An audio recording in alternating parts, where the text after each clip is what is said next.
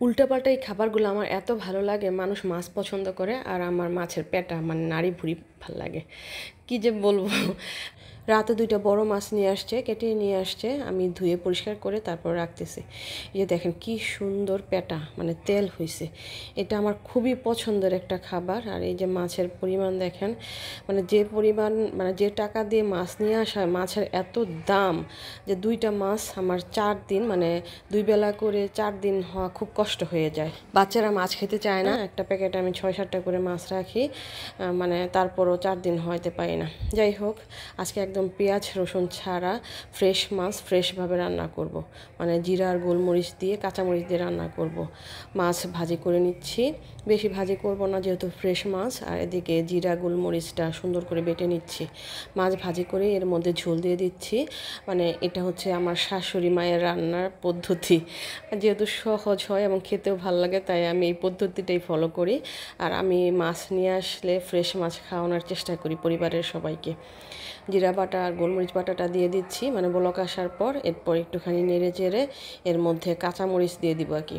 আর কাঁচামরিচটা হচ্ছে আমি সাধারণত ছেঁচে দেওয়ার চেষ্টা করি, এতে ঝালও হয় আর সুন্দর একটা ফ্লেভারও হয়। আর যেহেতু এই জায়গায় পাটা পুতা ছিলই, তাই পাটা পুতার মধ্যেই ছেঁচে তারপর মাছের ঝোলের মধ্যে দিয়ে দিলাম। এইভাবে ঝোল রান্না করলে মানে খুবই টেস্টি লাগে, একদম ফ্রেশ, মানে খুব একটা রিফ্রেশমেন্টের মতো লাগে আর কি। কোনো তরকারি ছাড়া এভাবে ফ্রেশ মাছ রান্না করে দেখবেন, খুবই ভালো লাগে। আর এদিকে প্যানটা বসিয়ে দিলাম আর মাছগুলা হচ্ছে প্যাকেটে প্যাকেট করে নিচ্ছি।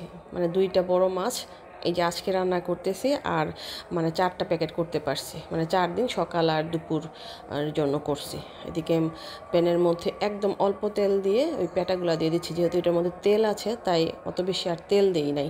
আর এটার মধ্যেও কোনো পেঁয়াজ রসুন কিচ্ছু দিব না, শুধু হলুদ লবণ আর কাঁচামরিচ দিব।